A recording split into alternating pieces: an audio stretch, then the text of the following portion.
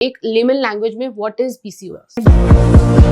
एक तो लड़कियां आजकल शादी नहीं कर रही हैं। According to WHO, the study says that 1 out of 6 women are infertile. तो ये राइट एज क्या है मैम? शादी अगर कर लें तो हम 1-2 साल में ही बच्चा सोचना चाहिए। तो कुछ साइड इफेक्ट्स भी होते हैं कॉन्ट्रासेप्टिव पिल्स के? सबसे बड़ा साइड इफेक्ट शादी होती है। शादी के बाद ही सारे मिसहैप्स होते हैं, अच्छे या बुरे।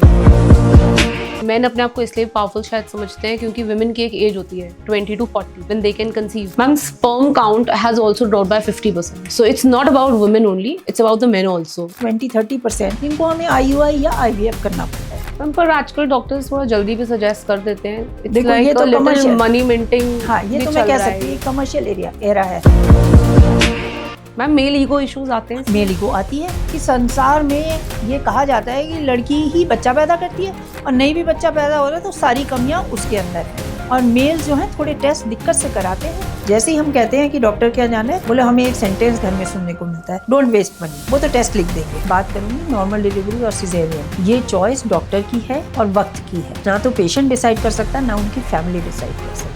Postpartum exist in fact to this extent कि कई बार माँ अपने बच्चे को भी ज्यादा पसंद नहीं कर रही होती उन दिनों। जिन्होंने शादी में 20 लाख रुपए खर्च किए हैं, वो उसके लिए 1 लाख रुपए डिलीवरी के लिए लगाने के लिए तैयार नहीं। हम डिलीवरी के बाद तो 40 दिन में एक लेडी की सेवा कर सकते हैं, लेकिन अबॉर्शन के बाद मानसिक रूप से भी हेल्प करनी चाहिए। और पहले इस बारे पे बात नहीं होती थी, बात बच्चे नहीं पहले भी हो रहे थे। हेलो डॉक्टर जूही, कैसे हो आप? Hi, I had a busy day. I began my day today at 7 a.m. and it has been busy, but I liked to come here for the podcast. We are so glad to have you. Even I am, because I want to say certain things about my life. हम वहीं से start करते हैं। आप हमेशा से doctor बनना चाहते थे? नहीं.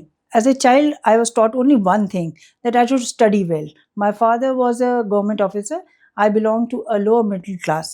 So he could just inculcate in me that I should be a good student. I worked well, and by the age of 13, I had cleared my class 10. Then I was good in maths and I was good in science. Then I wanted to do maths, but my father had a vision that I would do biology better, and he had a vision that I would do MBBS. I realized कि ये gynae ही सबसे बढ़िया चीज़ है. That is how I can help the women. My motivation of my life has been to help women all my life.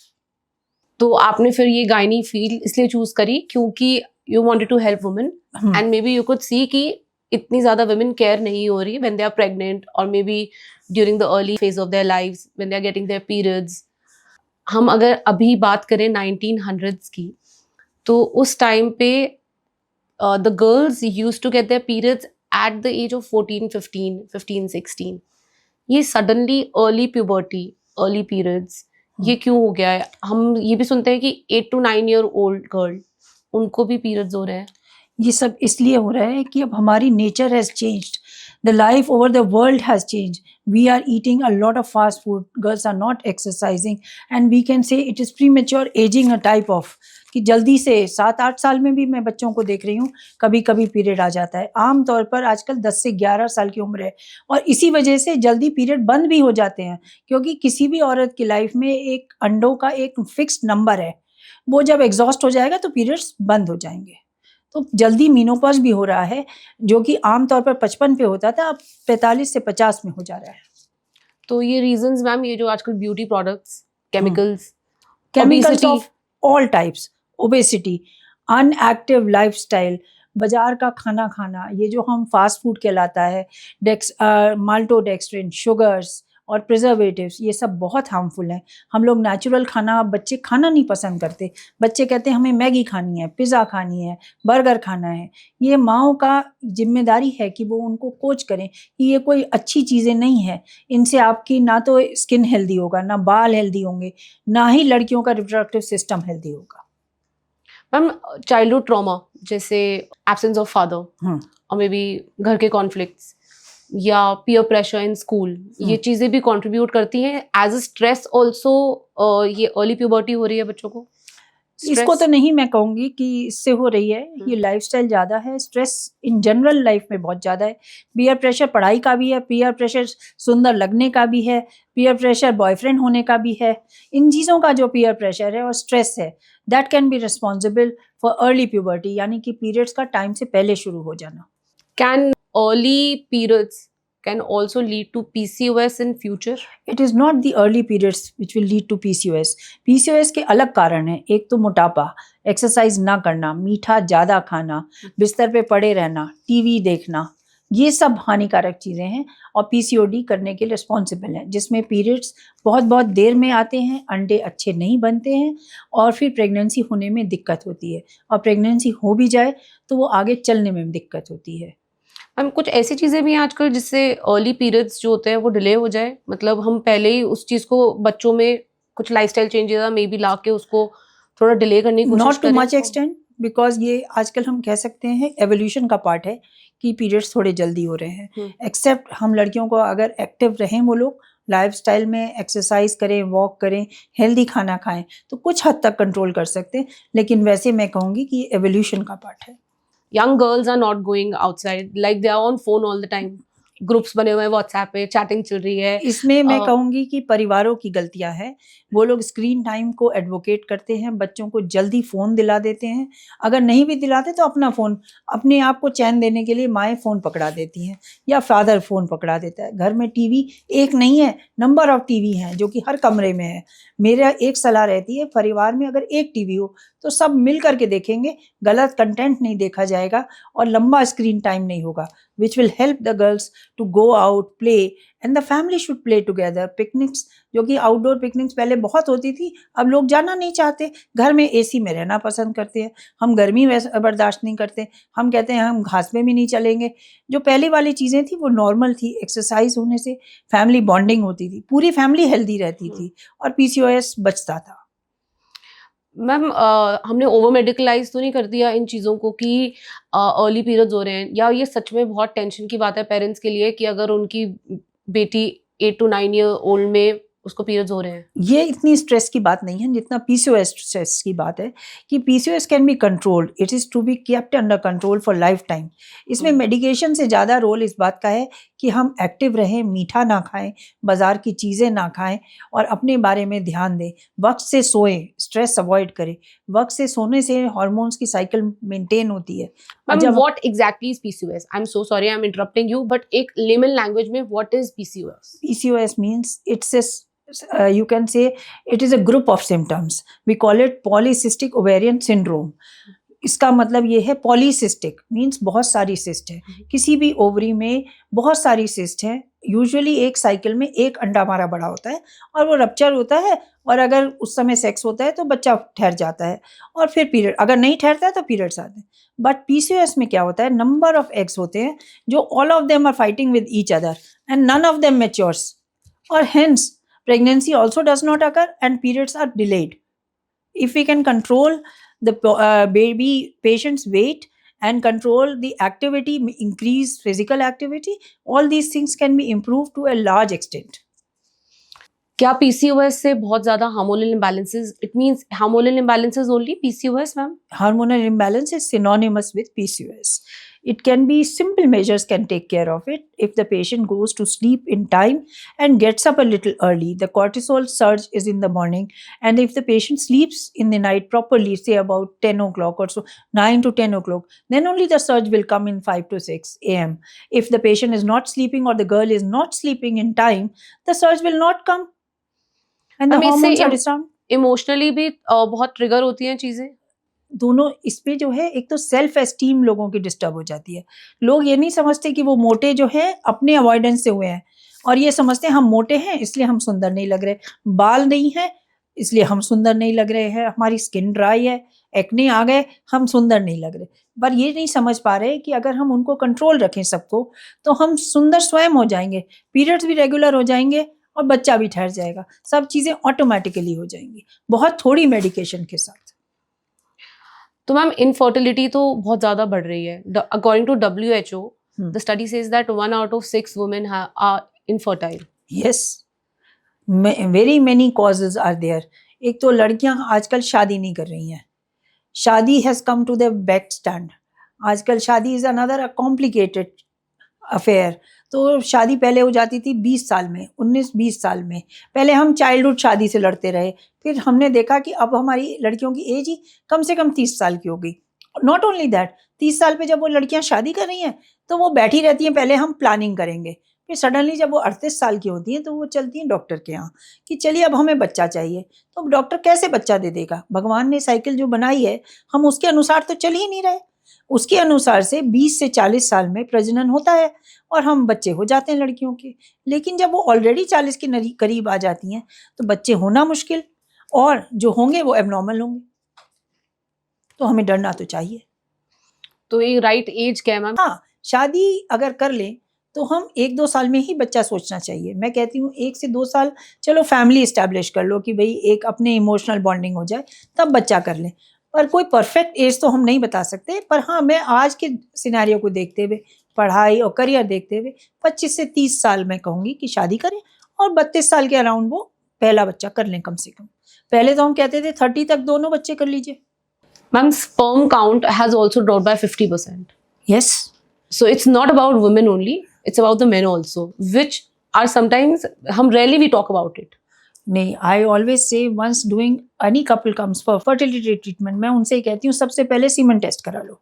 Semen test कराते ही हम 50% test तो हमारे over हो गए। One single test is responsible for 50%। Ma'am male ego issues आते हैं, male ego आती है तो मैं सबसे पहले लिख देती हूँ, डिस्कस नहीं करती हूँ। जब 2-3 बार वो पर्चा आता जाता है तब तक वो हस्बैंड को समझ आने लगता है कि मेरा टेस्ट तो होना ही चाहिए। फिर वो 3rd विजिट तक 4th विजिट तक वो करा लेता है। मतलब वुमेन आराम से इस बात को एडमिट कर लेती है कि हाँ, हो ये सकता है हमारी मेरे में कमी issues। है कि संसार में ये कहा जाता है कि लड़की ही बच्चा पैदा करती है और नहीं भी बच्चा पैदा हो रहा है तो सारी कमियां उसके अंदर हैं। It is world over, it is not only in India, it is world over. और मेल्स जो हैं थोड़े टेस्ट दिक्कत से कराते हैं, पर मैंने आपको उसका तरीका बताया। मैं फर्स्ट प्रेस्क्रिप्शन पे लिख देती हूँ, डिस्कस नहीं करती। सेकंड पे कैजुअली डिस्कस कर, थर्ड पे मैं पूछती हूँ कि भाई नहीं कराया टेस्ट आपने, तब वो कहते हैं अच्छा डॉक्टर साहब करा लेंगे। तो bye 4th visit I expect कि वो करा के आते हैं। मैन अपने आप को इसलिए पावरफुल शायद समझते हैं क्योंकि वुमेन की एक एज होती है 20 to 40 when they can conceive. Is there a age for men also? Yes, 50 now we say. पर पर 50 आदमियों को अपनी कमियां भी पता होती हैं। छोटे छोटे test, sugar, blood pressure, thyroid, ये भी हम सीमेन के साथ कराते हैं। और these are also responsible for fertility and abortions both. हम हमेशा फीमेल को कह देते हैं कि इसकी वजह से हुए हैं, पर अगर आदमी में डायबिटीज है तो abortion rate is quite high. Main का मैं सबसे पहली बात है कि मेन ये सोचता है कि उसमें अगर कोई कमी आ गई तो वो समाज को कैसे फेस करेगा। तो वो पहले पसंद करता है कि साधु महात्मा के या बाबा के यहाँ चला जाए, और वो अगर कह देते सब ठीक है तो वो सारा ब्लेम फिर लेडी पे लगा देता है। अपने टेस्ट तो वो बहुत देर में कराता है। पर I have had a couple who were undergoing this fertility treatment. For the female, practically everything was okay. The tubes were okay, eggs were being formed, the endometrial lining was okay. We asked the men to get some semen test. Semen करा लिया, semen भी मोटा मोटा ठीक था पर थोड़े कम थे। फिर हमने थायराइड टेस्ट लिख दिया, शुगर टेस्ट लिख दिया, वेरी रिलक्टेंट। जब हमने कराया तो थायराइड इधर उधर था थोड़ा सा, और हमने सिर्फ थायराइड की दवाई दी और 2-3 महीने में द लेडी कंसीव्ड। तो मैं ये कहती हूँ वेरी सिंपल ट्रीटमेंट, पर उस आदमी को अब तब भी नहीं लग रहा था कि मेरे को थायराइड हो सकती है। बिकॉज मेन को थायराइड कम होता है, is that so? It is lesser than female but nevertheless it is there. When we are talking of fertility we need to do that test, important. So infertility ma'am काफ़ी relations भी खराब करता है एक कपल में, because it's a long process. अगर आप कल इस IUI एंड IVF के प्रोसेस में घुसते हो तो it takes a lot of time also and it's very emotionally draining also. Emotionally training से पहले मैं अगर हस्बैंड वाइफ आपस में समझौता कर लें कि हमारी ये जो समस्या है ये हमारी समस्या है, ये मेरी या तेरी नहीं है, तब हमें लगता है कि things would be better. If the stress is less they may conceive on their own. Most of the times patient जब डॉक्टर को मिलने आता है उसके 1-2 महीने में ही कंसीव कर जाता है। 20-30 patient couples will conceive like this only because stress alleviate हो जाता है। उनको लगने लगता है कि अब डॉक्टर तो कुछ कर ही रहा है ना, we are helping them. But उसके बाद जो लोग नहीं कंसीव करते वो by 1 year they conceive with basic treatment. ये तो उसके बाद कुछ लोग पढ़ते हैं हमारे पास 20-30% जिनको हमें IUI या IVF करना पड़ता है। मैम पर आजकल डॉक्टर्स थोड़ा जल्दी भी सजेस्ट कर देते हैं। देखो ये तो कमर्शियल मनी मिंटिंग, हाँ ये तो मैं कह सकती हूँ कमर्शियल एरा है। इसमें खाली डॉक्टर की कमी नहीं है, आजकल पेशेंट्स भी ये सुनना पसंद नहीं करते कि सब ठीक है। उनको ऐसा लगता है आज हम डॉक्टर के आए, कल तो बच्चा हो ही जाना चाहिए था। तो डॉक्टर क्या कर सकता है? अगर हम वेटिंग बोलते हैं तो हमारा तो पेशेंट कहता है इन डॉक्टर को कुछ पता नहीं है। तो हम उसको टेस्ट लिख देते हैं। ये तो मैंने अब एक्सपीरियंस से सीख रही हूँ कि अगर इन लोगों को ना बताया जाए पेशेंट्स को, तो उन्हें वास्तव में ये लगता है इस डॉक्टर को कुछ पता नहीं है या आता नहीं है। कई बार हमें इस वजह से लिखना भी पड़ता है। और दूसरा मेरा कहना ये है कि IUI और IVF अगर वक्त पे रहते करेंगे तो results will be much much better. अगर हम इसी को सब 40 के बाद करना शुरू करेंगे तो रिजल्ट कैसे मिलेंगे? मैम लेकिन थोड़ी सी भी प्रॉब्लम आती है तो द गर्ल्स आल्सो नो कि IVF है, कोई बात नहीं, वही स्टार्ट करा Nothing देते is a हैं। sure shot. Even IVF is not a sure shot. In the best of centers, the best of results would be around 30%. Still it is called as a guaranteed treatment. No, it is not. It is not a guaranteed It is treatment. nothing. Nothing is guaranteed. If that would be the situation, तो मैं एक पूछती हूँ कि किसी भी population में अगर हम number of sex देखें times a couple is having sex or the couples are having sex and baby is generated out of all, what would be the global population? So भगवान ने ये सब अपने हाथ में रखा है. Every sex will not culminate into a baby. Hence, each IVF will not come out with a baby. Egg freezing and so the women should actually opt for egg freezing if they are not looking out to get pregnant soon. नहीं, I will tell you one story just recent. Lady about say 34 years enters my office, took an appointment. Straight her question was, ma'am, I have come for egg freezing.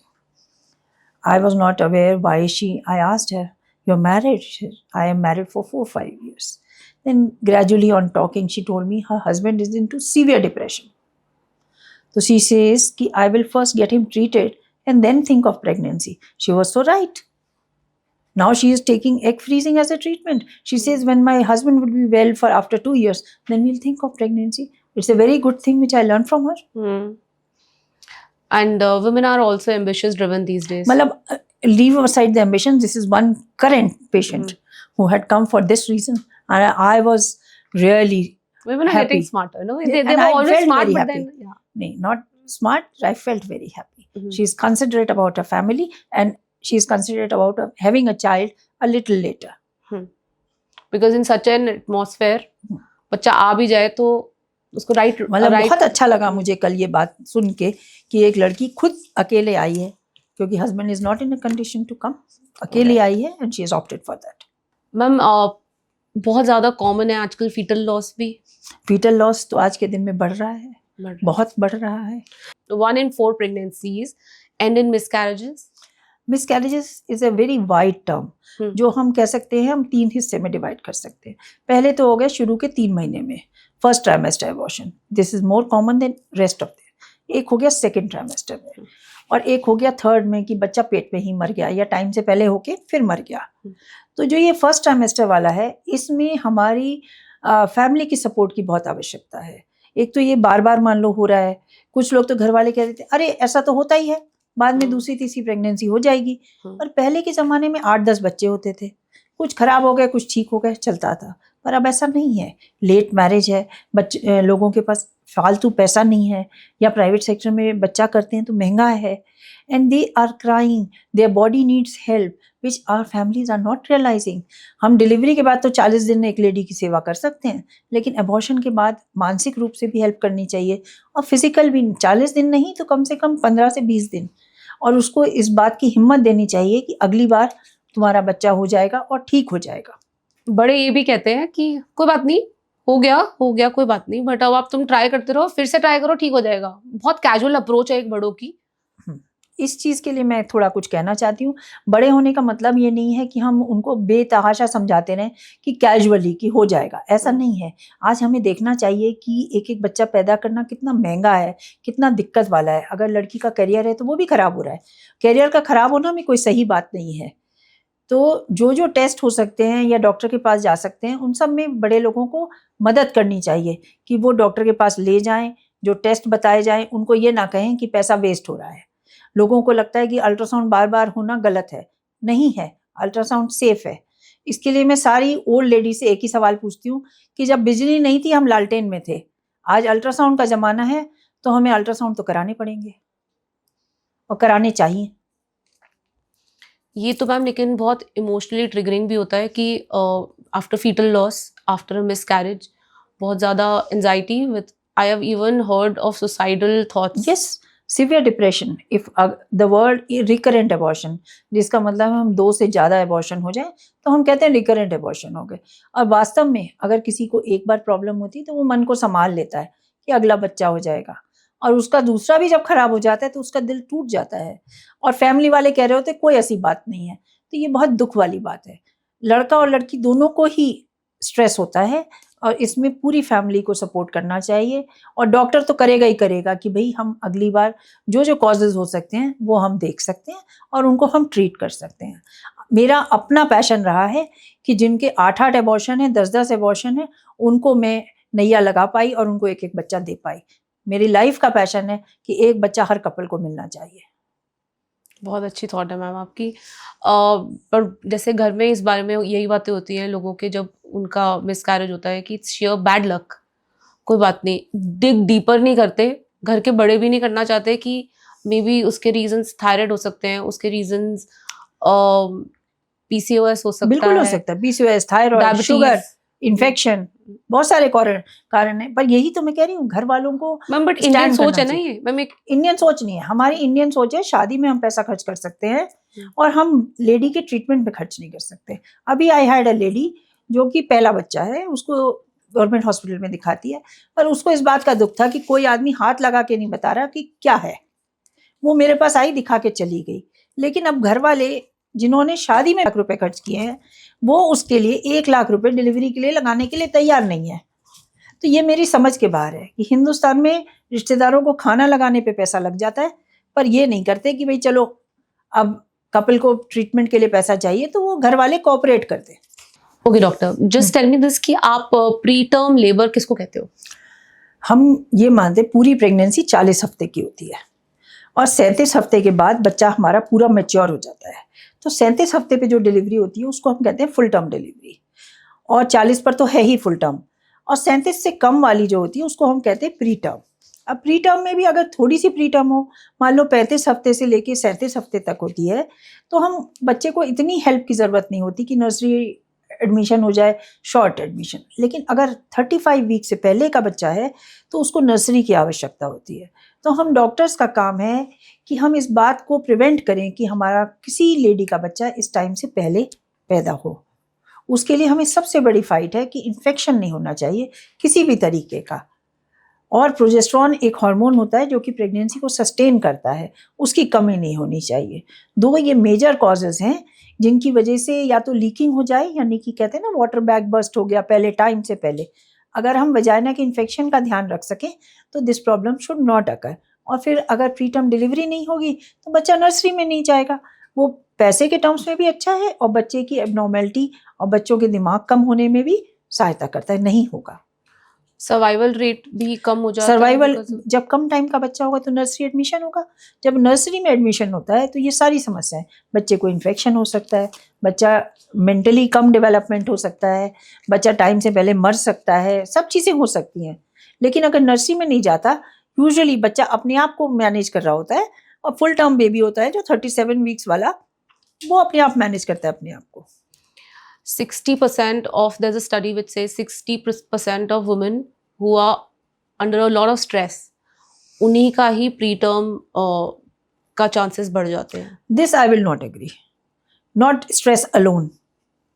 Poor care of the mother, poor nutrition, and infection of any type could be systemic or the vaginal local, and or the infection in the baby.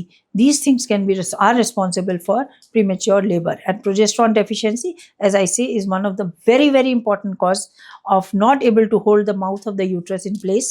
Cervix जिसको हम कहते हैं, उसको हम बंद नहीं रख पाते। अगर हम प्रोजेस्टेरॉन सप्लीमेंट करते हैं तो उससे यूट्रस का माउथ क्लोज रहता है। It works like a key and the baby is sustained for a longer time. कभी कभी हमें बच्चा खुद भी निकालना पड़ता है टाइम से पहले, वो हमारी मजबूरी होती है। मान लीजिए पेशेंट का ब्लड प्रेशर बहुत बढ़ जाए, बच्चों के चारों तरफ लाइकर कम हो, पानी कम हो, बच्चा ग्रो ना कर रहा हो, IUGR हो, इन कारणों में हमें बच्चा निकालना पड़ता है। Only these are the causes जिसमें हम निकालते हैं और नर्सरी में रखते हैं। डिलीवरी की हम बात करें तो बहुत ज़्यादा एक डिबेट है कि घर में भी होती है कि सिजेरियन नहीं कराना बेटा, नॉर्मली करना है। जबकि आज की generation they want an easier way out कि चलो पहले ही elective C section they go for it? मैं बात करूंगी नॉर्मल डिलीवरी और सिजेरियन, ये चॉइस डॉक्टर की है और वक्त की है। ना तो पेशेंट डिसाइड कर सकता, ना उनकी फैमिली डिसाइड कर सकती है। और सिजेरियन का ये कहना कि सिजेरियन कराना अनसेफ है, ये भी गलत है। नॉर्मल डिलीवरी कराना सेफ है, ये भी गलत है। कभी कभी हमने देखा है कि बहुत लंबे वक्त तक पेशेंट लेबर में रही और नॉर्मल डिलीवरी तो हो गई, लेफ्ट अलोन सारे बच्चे नीचे से आ जाएंगे। फिर बच्चे के दिमाग की क्वालिटी क्या होगी, उसके माइलस्टोन्स कैसे होंगे, ये भी तो इम्पोर्टेंट है। एक बच्चा ज़बरदस्ती नीचे से आ जाए और उसका दिमाग ना चले, तो हमारी फैमिली या हमारी सोसाइटी एक्सेप्ट करेगी उस बच्चे को? नहीं करेगी। अगर मान लीजिए किसी वजह से लॉन्ग लेबर हो रही है, दर्द आ रहे हैं, लेकिन बच्चा नीचे नहीं जा रहा है, वो डॉक्टर की मजबूरी होती है। और इलेक्टिव सिजेरियन डॉक्टर भी करता है। मान लो बच्चा उल्टा है, टेढ़ा है, गले में कॉर्ड है, एक बार नहीं 2 बार 3 बार भी होती है, तब हमें निकालना पड़ेगा। मुझे लगता है डिसीजन डॉक्टर पे छोड़ना चाहिए, ना कि फैमिली ले या पेशेंट ले। मैम मैं आपसे एक बात पूछना चाहती हूँ। पूछिए।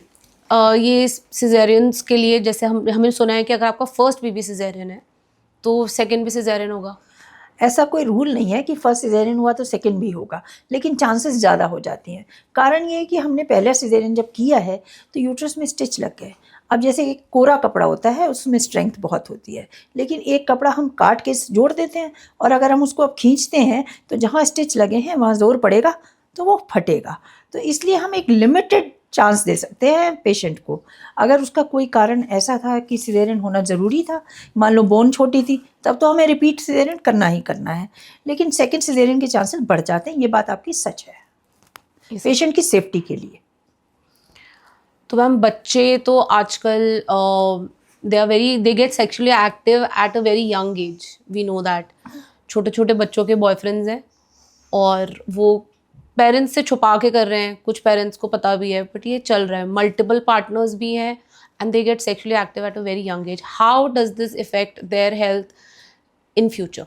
Sexually active being early is very important for the parents to know about it, क्योंकि इसकी सबसे बड़ी ड्रॉबैक ये है कि सर्वाइकल कैंसर हो सकता है लड़कियों को, और लड़कों को भी वार्ड्स हो सकते हैं। तो इसके लिए आजकल जो ह्यूमन पैपिलोमा वायरस का वैक्सीन है, ये प्रोफाइलैक्टिक है। एक ही ये कैंसर है जिसको हम बचा सकते हैं, तो उसको लड़कियों को लगवाना है।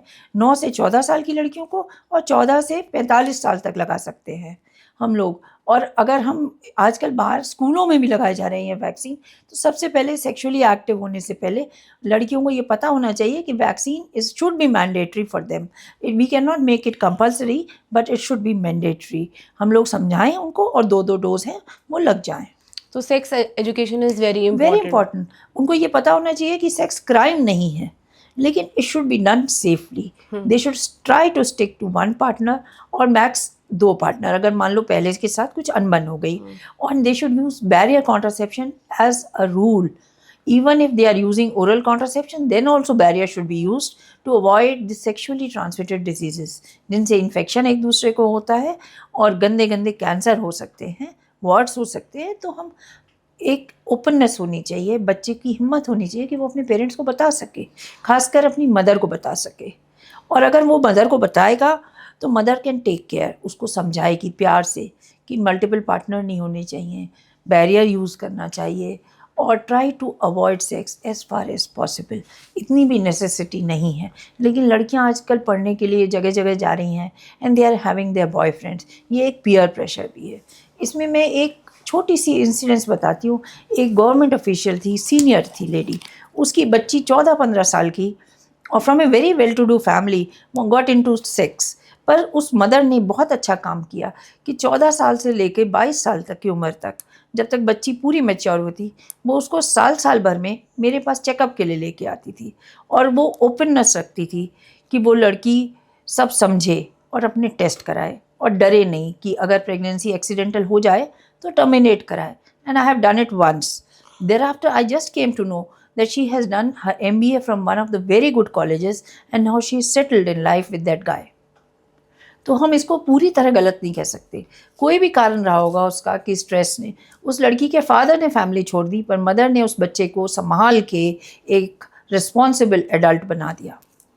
मैम बट ये कितनी अच्छी बात है कि यूजुअली जो मदर्स और पेरेंट्स जब अपने बच्चों को समझाते हैं तो वो मॉरली समझाते हैं कि बेटा ऐसे मत करो, हमारी फैमिली की इज्जत की बात है, हाँ, ये मत आज करो। मैं ये कहूँगी कि morals are changing with every generation.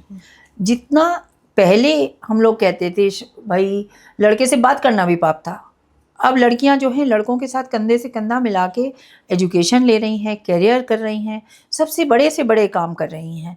तो फिर ये तो चांसेस हमेशा थी कि दिस विल हैपन। ये तो नॉर्मल हार्मोन कॉलिंग है कि भाई सेक्स तो हो जाएगा। पर लड़कियों को और लड़कों को समझना चाहिए कि बहुत जल्दी तो बहुत जल्दी है, ज़रूरत नहीं है। लेकिन हाँ, 14-15 के एज में all over the world I can see that this is increasing because it is being used as a stress buster. तो एक विदेश से लड़की आई, हमारे यहाँ से ही पढ़ने गई हुई थी अमेरिका। वो 18-19 साल की थी, उसको लोकल वेजाइनल में कुछ प्रॉब्लम थी। जब वो दिखाने आई, मैंने कहा भाई छोटी सी सर्जरी होगी, तो उसने सबसे पहले अपनी ओरल कॉन्ट्रासेप्टिव पिल्स मेरी टेबल पे रख दी कि ये मैं खा रही हूँ। मैं उसकी रिलेटिव थी, लेकिन I was अघास्ट and I was happy also कि उसने कम से कम ये बताने की कोशिश तो की कि भाई शी इज़ सेक्शुअली एक्टिव। और फिर मैंने वो दवाई उसकी बंद नहीं करी, उसका ट्रीटमेंट किया, फिर वो वापस चली गई। पर्सनल लाइफ को हर तरह से जीने का हक पर्सनल है, जिसमें हम जजमेंट नहीं दे सकते। मैम आजकल एक सीरीज है अडोलेसेंस, इट्स वेरी, उसको टॉप 10 में है ये नेटफ्लिक्स पे। सो उसकी actually story I don't know if you have seen और not, I have not seen but you can just tell me. हाँ, but then this kid is around 13-year-old and this kid murders a girl. तो वो पूरा उसके around है where he is actually being bullied in the school that The boy was not very good looking, not very handsome. ma'am, for us he was okay but he thought he was not nice. And जब वो भी जब psychologist के साथ बैठा तो पता चला कि वो भी सोचता है that he is very ugly and उसको लड़कियां भी चढ़ा रही हैं, सब कर रहे हैं, but then he eventually murders the girl and Who has he been says teasing her? Who has been teasing her? who was teasing him. Yes. All this problem begins from the family or the society giving support to the adolescent children. Adolescents are not very mature, so they will pick up anything which is happening around. If they are being teased or bullied from their peers, what the family has to do? Family has to actually love them and explain to them that they are most important for them. The moment any adolescent or a child feels that he is neglecting by the family, then only the neglect of the society affects them. And if they are bullied by their peers and not cared at the family, they are chances they will either commit their suicide or they will have a fight with any other sexual partner, a girl, and then initially he may try having a sex or raping that girl, and if he doesn't feel like it, he may murder. This is a rage. This is, I think, a common problem of the present era because everybody wants to reach the sky and nobody is able to reach there. Only love and affection can improve this. So when actually we should take them to a sexual expert maybe या कोई gynae कि वो उनको right information दे सके? मैं इसमें gynae की sexual expert की ज़रूरत नहीं है. Gynecologist is an expert in most of the fields because gynecologist is a social doctor. She is dealing with the entire family and the female comes to her from any age, right from the childhood, adolescent, puberty and reproductive age and menopause. So that I would say a gynecologist is always more mature in the society than rest of the people. It is better taking there. May not take her as a patient, just take her that I want to talk to her. They can come for the talking. And it should be taken as no treatment. We are not giving any treatment. Only we are suggestions. just passing good information. Good information में ये कि sex is not a crime. It is not a sin. You can have it with time. At this time, it is important कि आप अपना career देखें, पढ़ाई करें. इन चीज़ों को हमें इन्फोर्स करना है. और ये जो हम फैशन को बहुत ज़्यादा बढ़ावा दें अपने बच्चों को, ये भी गलत है. मुझे ऐसा लगता है जब तक लड़कियां कॉलेज में ना आ जाएं तब तक उन्हें फैशन से थोड़ा सा दूर रहना चाहिए. इसमें मदर का भी रोल होता है. मदर भी बहुत ज़्यादा फैशन कॉन्शियस ना हो तभी वो पॉसिबल है कि बच्चा थोड़ा सा कंट्रोल करेगा. और उसको बताना चाहिए यू आर ऑलरेडी ब्यूटीफुल, तुम्हें इतना फैशन की ज़रूरत ही नहीं है. तुम्हारी तो पढ़ाई तुम्हारा फैशन है. Kids are having multiple sexual partners. Eventually contraceptives भी वो फिर यूज़ करते हैं. वो जो फिर आजकल चैट जीपीटी AIs हैं, इन इनको सबका नुकसान है. Chat GPT is available free of cost, AI is available free of cost. So अब ये सोसाइटी को कैसे समझना है कि डॉक्टर का जो एक पढ़ाई है और क्लिनिकल एक्सपीरियंस है उसका कोई सब्स्टिट्यूट नहीं है। अगर वो डॉक्टर के पास जाते हैं तो वो डॉक्टर भी तो अपने एक्सपीरियंस से कुछ सीखा होता है। एआई क्या है और ChatGPT ये तो डेटा से है, they are only statistical data. But अगर डॉक्टर के पास जाएं तो वो इंसानियत का रूप भी समझाता है कि हमारे लिए मोरल आज के दिन में बदल गया। हम सेक्स को गलत तो कह ही नहीं रहे, पर हम कह रहे हैं हैव अ रिस्पॉन्सिबल सेक्स, कि उसके बाद अनवांटेड प्रेगनेंसी ना हो, अनवांटेड इन्फेक्शन ना हो। तो हम HPV वैक्सीन की बात करते हैं, हम बैरियर कॉन्ट्रासेप्शन की बात करते हैं।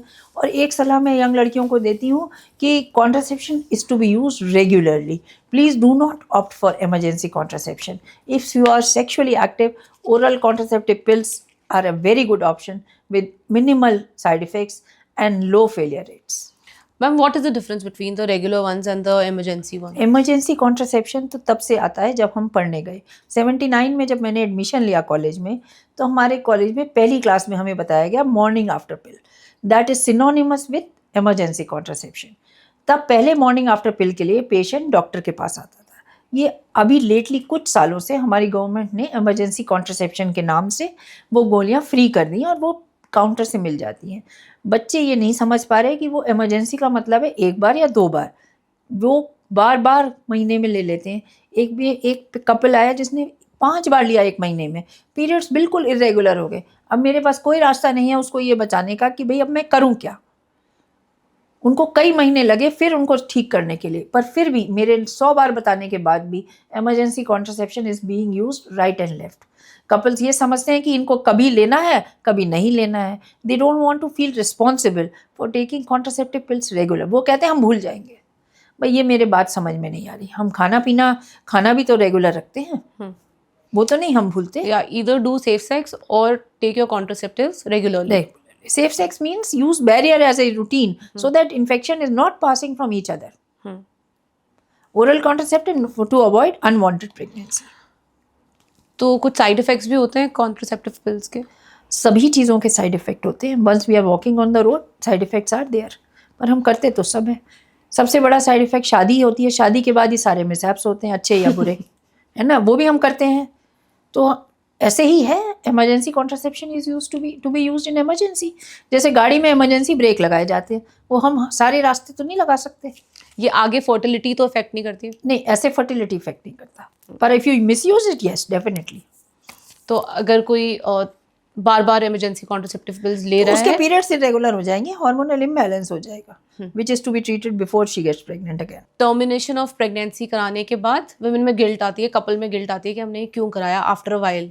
हाँ, ये बात बहुत कॉमन है मेरे पास। जब आमतौर पर पेशेंट आता है, यंग कपल आता है कि भाई मुझे प्रेगनेंसी नहीं हो रही और बहुत रेस्टलेस होते हैं, तो मुझे उनके बिना बताए पता चल जाता है कि शादी के तुरंत बाद इन्होंने कोई एक टर्मिनेशन ऑफ प्रेगनेंसी कराई है, जिसका उनका गिल्ट उन लोगों को खा रहा है कि अब बच्चा जल्दी हो जाए तभी वो उस अपनी गलती को सुधार पाएंगे। तो मैं एक पर्सनल मैसेज है, इसमें कोई रूल नहीं है। मैं लोगों से कहती हूँ जब शादी हुई है और एक्सीडेंटली भी कंसीव कर गया है, try to manage that pregnancy. घर वाले भी कोऑपरेट करना चाहिए और सब लोग करेंगे कोऑपरेट, और एक बच्चा कर लो। पोल्यूशन बहुत ज़्यादा है, हर जगह में है, इंडिया में भी है, बाहर भी है। हमारे दिल्ली में तो it's to the highest level. Yes, तो इस टाइम पे एक प्रेग्नेंट लेडी, उसके लिए वैसे भी she has a little baby in her belly, तो वो कैसे मैनेज करे, बिकॉज ऑक्सीजन राइट मिलना बहुत इंपॉर्टेंट है for the growth of the baby. Yes, this is a very important factor we need to address. हम पोल्यूशन को तो नहीं रोक पा रहे हैं, वो तो हमारा भी काम नहीं है, वो तो हमारी गवर्नमेंट का काम है। हम जो एज ए डॉक्टर कुछ कर सकते हैं तो बहुत सिंपल है। अगर किसी भी बच्चे को पेट के अंदर पैदा होने के लिए खाना पीना चाहिए जो कि उसको मदर के न्यूट्रिशन से, मदर से कैसे मिलेगा, वो ब्लड फ्लो से जाएगा। ब्लड में क्या होना चाहिए, जिसकी हम बात करते हैं हीमोग्लोबिन की। हीमोग्लोबिन हम कहते हैं ना 9, 10, 11 होना चाहिए। उसका काम क्या है, ऑक्सीजन ले जाना, तो कैरी करने के लिए। तो जब हमारे बाहर के एटमॉस्फेयर में ऑक्सीजन कम है तो वो ब्लड जाएगा भी बच्चे को, लेकिन ऑक्सीजन तो कम ही जाएगी। तो मैंने अपने एक्सपीरियंस से देखा है कि हम अगर पेशेंट को कह दें कि रेस्ट लो अच्छे से घर में, और एक कोविड के टाइम पे हम ऑक्सीजन कॉन्सेंट्रेटर यूज़ कर रहे थे which was just concentrating the oxygen in the room, तो हम अगर वो कॉमनली पेशेंट 1 से 2 घंटा रोज लगा ले तो उसकी oxygen supply for that time improves.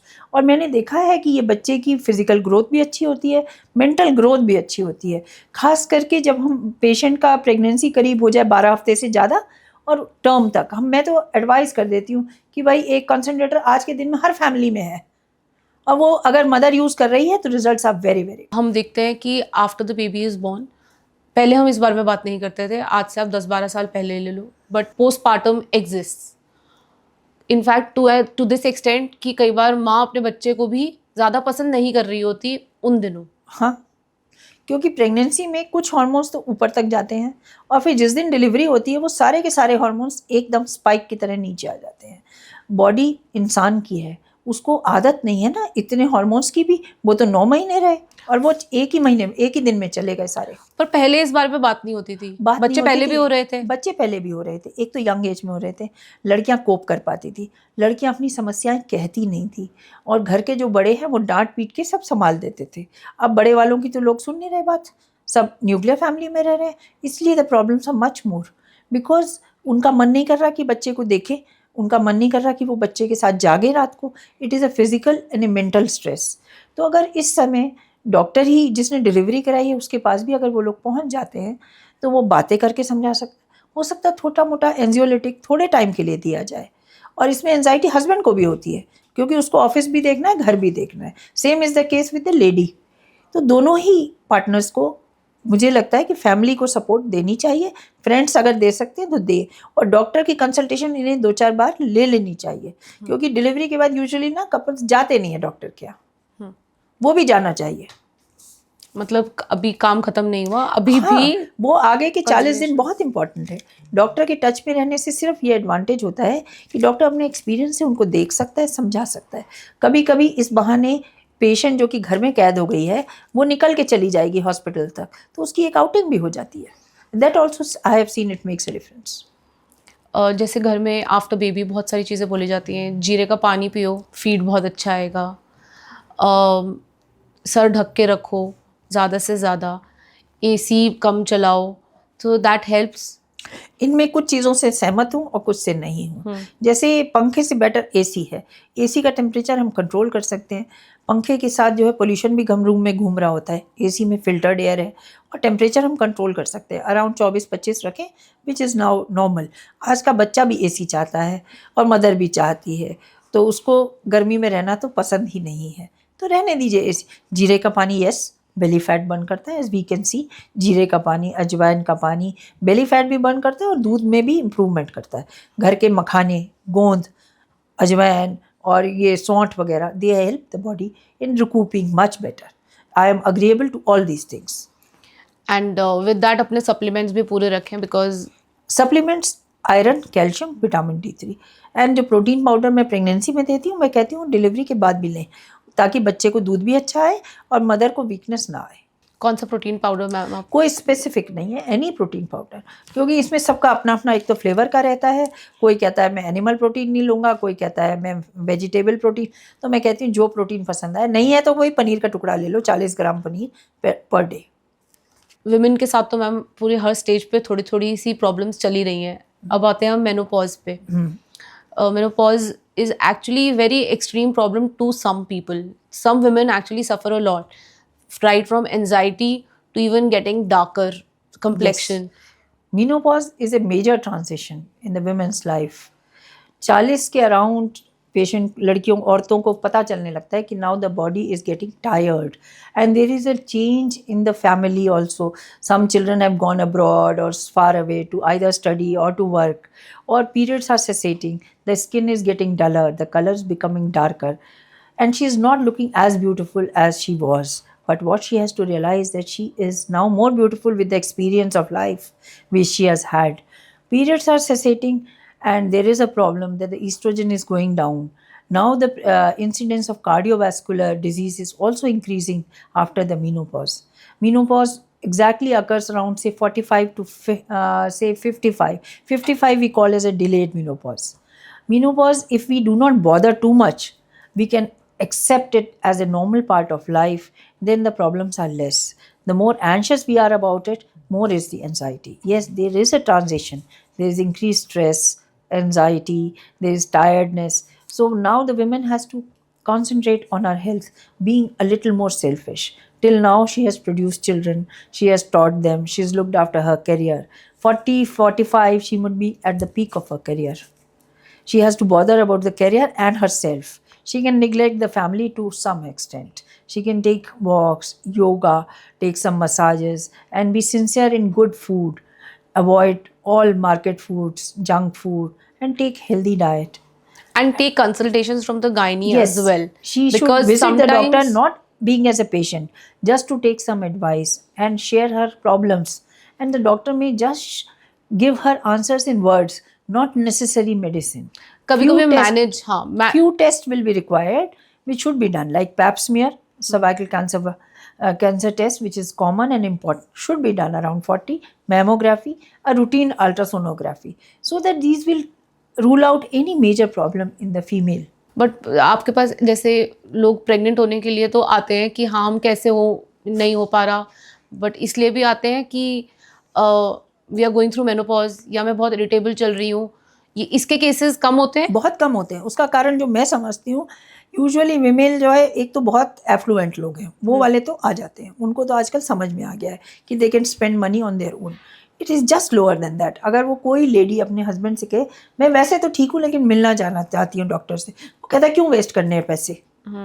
चाहे वो लेडी अर्निंग है, लेकिन अभी लेटली मैं कहीं लेडीज से मिली थी, एक group of ladies all working, उनका भी सबका एक ही था. जैसे ही हम कहते हैं कि डॉक्टर क्या जाने, बोले हमें एक सेंटेंस घर में सुनने को मिलता है, डोंट वेस्ट मनी. वो तो टेस्ट लिख देंगे, हम यूं ही वाहियात टेस्ट ही लिखेंगे. और मैं लड़कियों से कहती हूँ पार्लर भी तो जाती हो, जब तुम पार्लर जाती हो तो डॉक्टर का खर्चा नहीं बर्दाश्त कर सकती.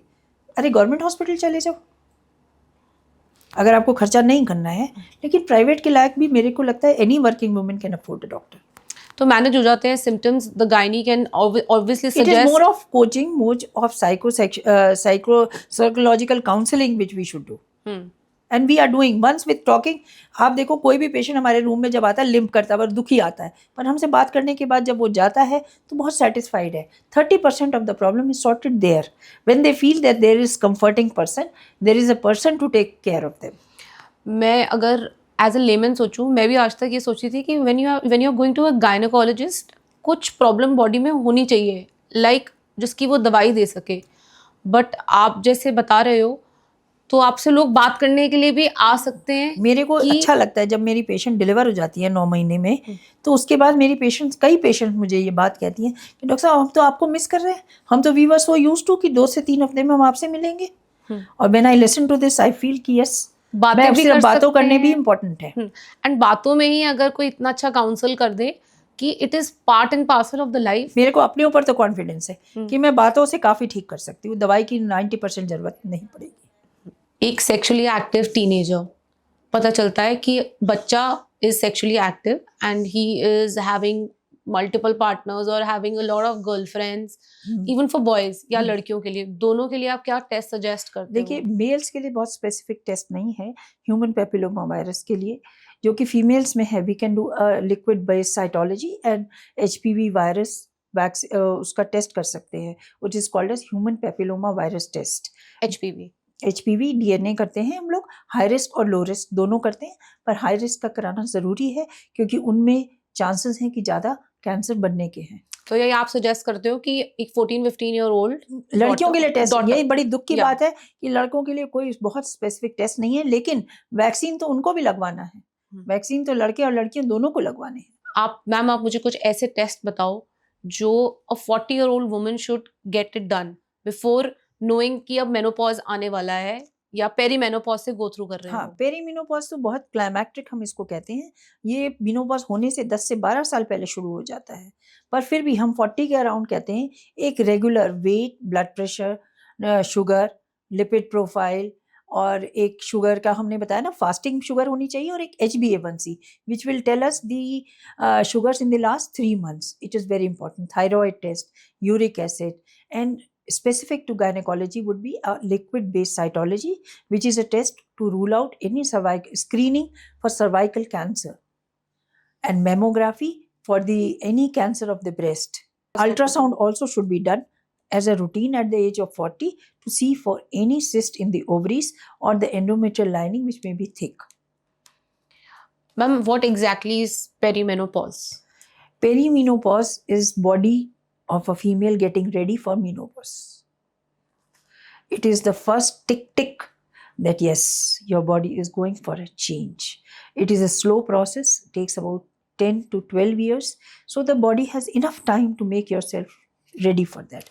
But usually women wait till the menopause arrives, when it is getting like you're feeling tired, little irritability. It is the time that you concentrate on your health. Yoga, meditation, exercise, me time, what we talk, is now becomes important around 40 or little less than that. Or What is the exact age of perimenopause? There Like is- क्या range किस 45 to 50 is the range for menopause, and 10 years, like 5 years you can say, 40 onwards I say it is perimenopause. But we are seeing people who are having perimenopause at the age of 35 also. That is called as a premature menopause. Oh, The trouble here is कि all the symptoms will arrive much earlier. That is why we need to say कि fertility should be taken care before 35. क्योंकि कुछ लोगों को ये आजकल के career के स्ट्रेस से, फैमिली स्ट्रेस से, सोशल स्ट्रेस से, stress is a major reason for premature menopause. I have seen menopause even at the age of 25. does alcohol and smoking, these things also Smoking- contribute to it? Hell, smoking is a trouble for conceiving. For menopause also, because it will increase the blood pressure, the symptoms of menopause will be exaggerated.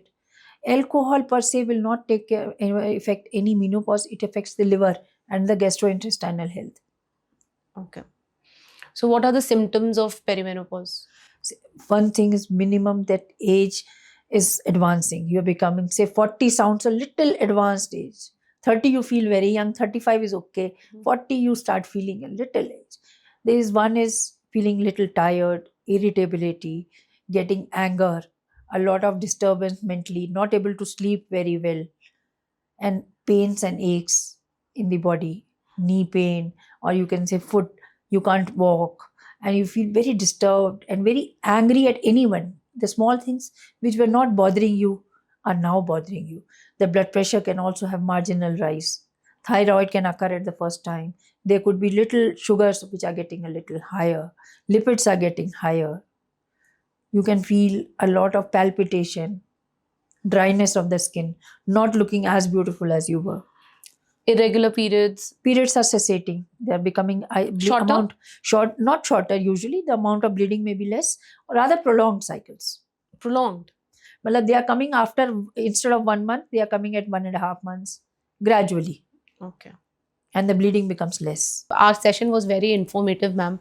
बहुत Thank अच्छा you. लगा है मुझे आपसे मिलके, और actually आप बातों से ट्रीट तो कर देते हो. हाँ, बिल्कुल. Right. So thank you for being here, ma'am, and being so nice with us. Thank Thank you so much.